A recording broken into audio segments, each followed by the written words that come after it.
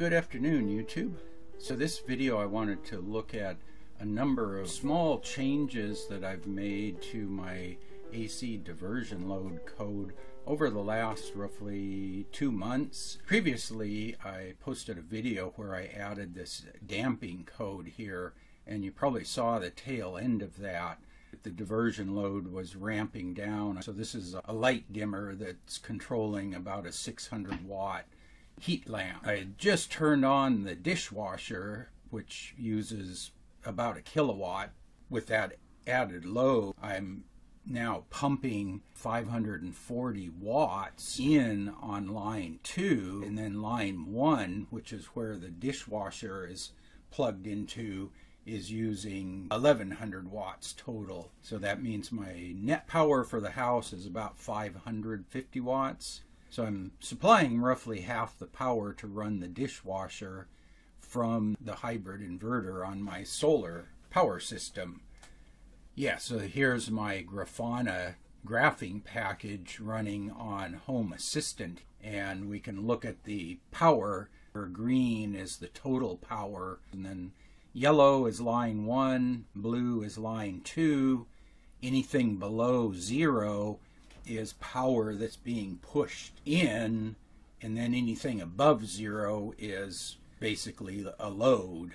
So the blue all here is all excess power, and you can see I was adding excess power, and then I had to clamp the power down here because the load in the house dropped. And then gradually here you can see how the green line is down, it goes up, and then it came down here to about 35 watts here.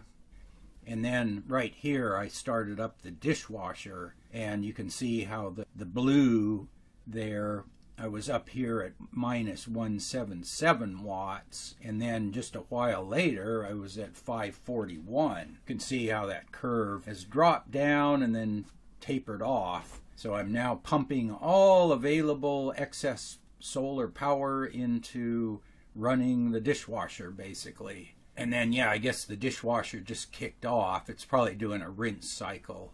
The total power dropped, and now it's stabilizing here around 25 to 35 watts. And we set up the diversion load there, and the power that I'm pumping into the house now is only 180 watts. And now you can see the dishwasher kicked back on, and now this went from 44, 22. It's falling by half every 15 seconds. So it'll take roughly a minute to get down to 0. And let's see if we can see that over here. The Grafana usually runs a little bit behind, but you can see right there we were at minus 550. If you look real close at the end, you can see how it dropped down and now it's coming back up. But yeah, let me show you some of the changes I made. So these changes were all related to this data here. So this home energy monitor, that's the HEM.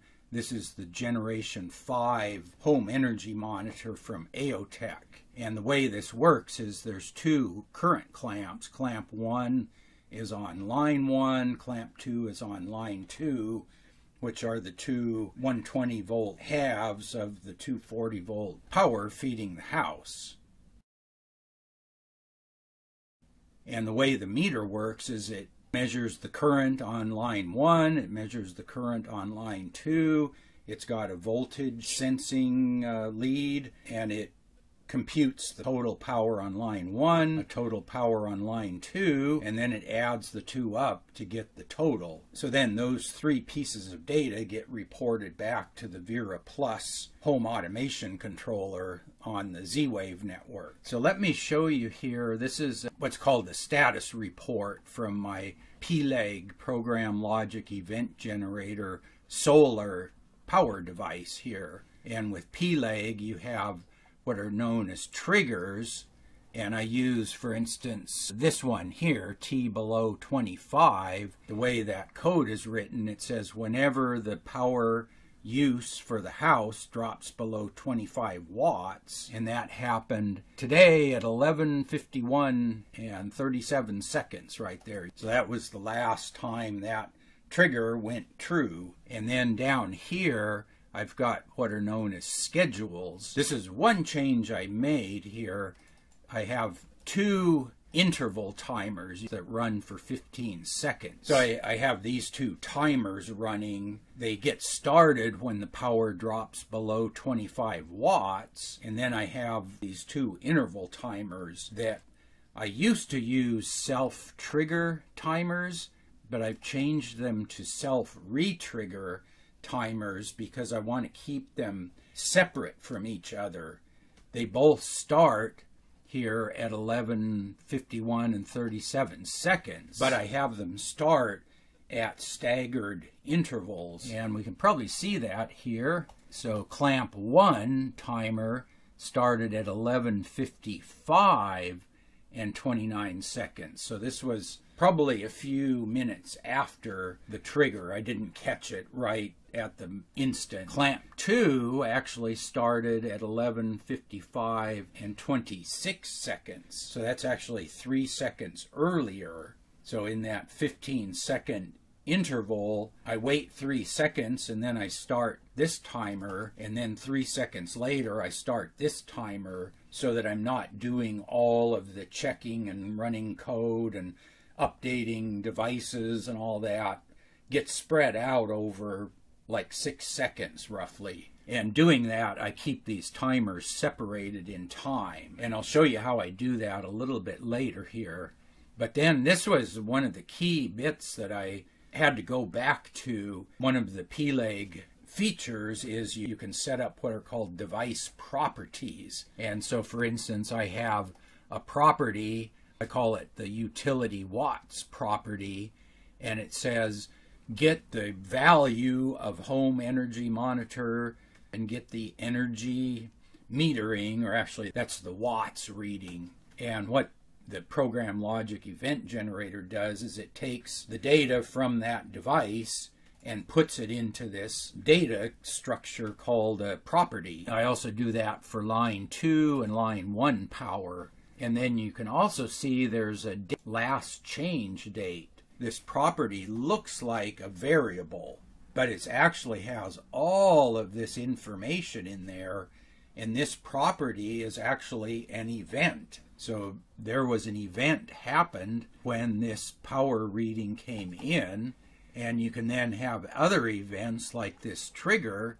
You create this trigger that says, hey, when you read that power data in, and if it goes below 25 watts, notify any conditions that want to be notified of that event that it happened. So here's the conditions. This is where most of the code lives. I did a couple things, some more cleanup, like I was using this synchronize code multiple places, so I just made separate conditions that just say it's during the daytime, and then I have this sequence that says the clamp 1 timer is true, and then it's false. So that basically says on the falling edge of that interval timer, that's an event. So the clamp 2 sync then works off the clamp 2 timer. And so the idea is if I'm over here at 10:54 and I look at the data and I say, hey, that data was updated 3 minutes ago, it's probably not current anymore. And that's what I do here in the code. And then I have one check for line 1 power and another one for line 2 power. So then I have this condition here I call energy meter quality, where I just add up how many recent pieces of data do I have. And you can see here I had all 3 were current. So I had 3 good pieces of data. It can be between 0 and 3. And then I have this condition here. If I see that the energy meter quality is less than 3, meaning any piece of data is missing, I request an update. So that's what this thing does, is it just tries to keep pinging the power meter and send me new data. Yeah, let's go back here. Think back here, there's some examples of this. So one thing I found as I dug deeper into this, these blank spots are obvious. There's no data there. But look right here. I have line 2, I have line 1, there's line 2 and 1, 2 and 1. One thing I did with that was I realized if I have 2 pieces of data, I can reconstruct the missing third piece. So I come in here and I say, hey, if the total power is old, but I know the line 1 power and the line 2 power are current, then add line 1 plus line 2, and that's the total. If the current value is current, then just use it directly. And I do that for all 3. And then down here, I also found there are cases where line 1 plus line 2 does not equal the total. I do a sanity check here. If it's within 10 watts of being correct, I'll accept it. If it's outside of that value, I'll throw it away. And then I have this condition here that I just call energy meter data stale. So I'm basically saying if I know fewer than 2 pieces of data, I don't know what's going on. So I use that later in the code here. Those were all the things I added here to clean up the data. So that's what all of this stuff was for, is basically conditioning, sanity checking the data, reconstructing it if it's missing. It wasn't really bugs in the code that I was fixing, it was bugs in the data that I was getting, and I had to protect my code from bad data. Like the saying goes, garbage in, garbage out. So I'm trying to keep the garbage out. So I mentioned how I had changed to the self-re-trigger timer, and so I added this code here to only start up 1 time per day. And the way it works is kind of a weird looking code if you read it. So it basically says the startup diversion load 2 condition requires these 3 things in order or in sequence. And the first thing it requires is this has to be true. Well, it's false right now. So if you look at it, this thing will never start, right? Because it's false. The way it works is once it goes false, it will be false until tomorrow. So the way I do that is with this daytime schedule. So this daytime turned on sometime after sunrise this morning. So this started at 6:39 this morning. And if we go down here, this thing was true at 11:51, but this thing was true before that at 6:39. This sequence won't happen again today because this thing happened after that thing. And the way this code reads, this is a sequence of things in time. So you have to have that true, and then that true, and then that true at some time in the past. So the way this will work tomorrow morning is this was true today at 11:51, and then tomorrow at about 6:40 in the morning, this thing will be true, and then sometime around noon tomorrow, this will go below 25 watts, and this event will happen, and then this thing will set true for one interval, 15 seconds, it's true, and then it goes false again. And then otherwise, if I don't start the timer, I just restart the timer. Every 15 seconds, the timer runs. So that's how the timers work. They just start up, and then it either just spins here as the restart, restart, restart all day long, and then the rest of the code checks if I need to do anything. This is where I compute the watts per step. I showed you how I did that before, except the change I'm doing now is I'm using my computed line 2 power in case I had to reconstruct the data if it was missing, and I compute a setting for the light dimmer, 6.8%. And then this one here, the sharing code, is where I added some protection here. I've had problems with commenting the code in PLEG. Every once in a while it decides, I don't like comments anymore, and it just throws them all away. You get one line comment and one line of code. So what I've done is I've brought some of those pieces of code into Notepad++. So here's this diversion load 2 share code, which is this.